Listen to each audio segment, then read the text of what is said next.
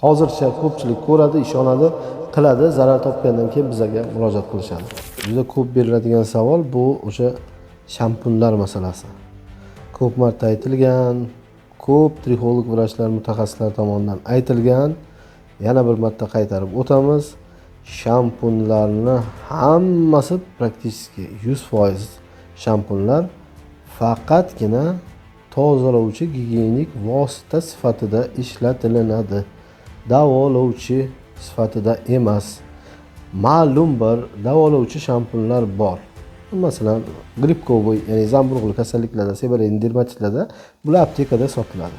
Firmalarda reklama qilinadigan, magazinlarda sotiladigan shampunlarni hammasi nima yozilganidan qat'iy nazar, nima deyishidan qat'iy nazar, hammasi gigiyenik tozalovchi vosita. Bundan ortiq shampunlarga biz so'z ayta olmaymiz. Chunki shampunlarning hammasi yuqorida aytganimdek gigiyenik vosita.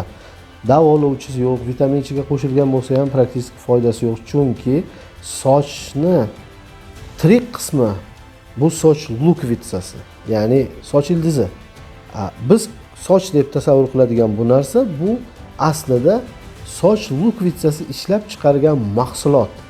Buni biza shampun bilan blesk berishimiz mumkin, rangini o'zgartirishimiz mumkin, boshqa, lekin lukvitsaga ta'sir ko'rsata olmaymiz. Lukvitsaga nima ta'sir ko'rsatadi? Yaxshi yeyish, gormonal balans, massajlar, qon aylanishini yaxshilovchi vositalar, mana bular hammasi soch follikulasiga to'g'ridan-to'g'ri ijobiy yoki yomon ta'sir qiladi va uni natijasi o'laroq tepada soch yomon, yaxshi, quruq sinadigan bo'lishi mumkin. Shampunlar haqida shu.